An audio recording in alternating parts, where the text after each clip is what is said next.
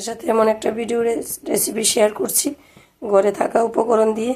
একটা কাঁচকলা ছিল ঘরে আর দুটো আলু সেদ্ধ করে কাঁচকলাটা সহকারে ভালোভাবে পেস্ট করে নিলাম।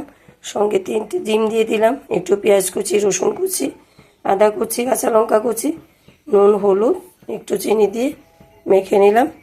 আর এখানে পেঁয়াজ কুচি নিলাম, গোটা তেজপাতা, এখানে আদা, রসুন, জিরে, ধনে, কাঁচা লঙ্কা, এগুলি একটা টমেটো সহকারে পেস্ট করে নিলাম। পেঁয়াজ আর পেস্ট করে নিই।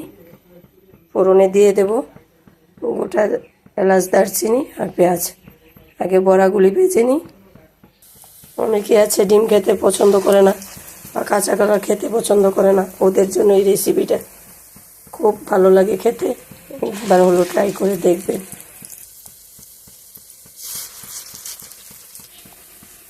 দেখুন বন্ধুরা, বড়াগুলি একদম লাল লাল করে ভেজে নিলাম।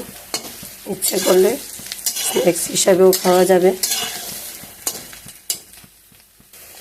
বাকি কিছু বড়া ছিল, ওগুলিও ভেজে নিচ্ছি। বড়াগুলি ভেজে নেওয়ার পর গোটা এলাচ, দারচিনি, গোলমরিচ, গোটা তেজপাতা দিয়ে দিলাম। দিয়ে দিচ্ছি পেঁয়াজ কুচি।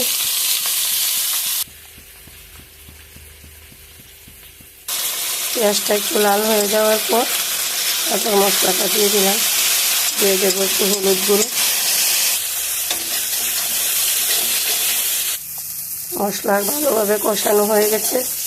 এখন আমি দিয়ে দেবো পরিমাণ মতো জল। পরিমাণ মতো জল দিয়ে দিলাম, কারণ বড়াগুলি একটু সেদ্ধ হতে হবে ঝোলটার মধ্যে, তাহলে না তরকারির টেস্ট আসবে। ঝোলটার বলক এসে গেছে, একে একে বড়াগুলি দিয়ে দিচ্ছি।